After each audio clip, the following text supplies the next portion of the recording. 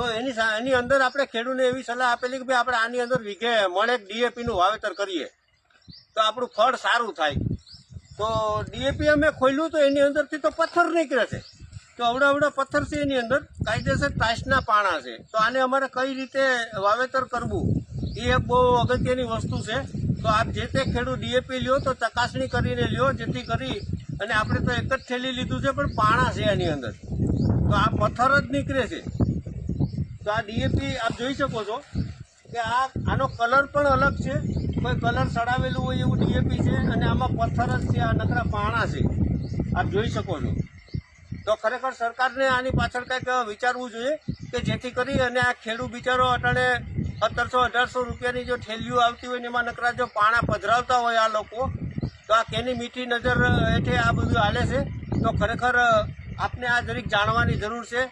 તો આ વિડિયાને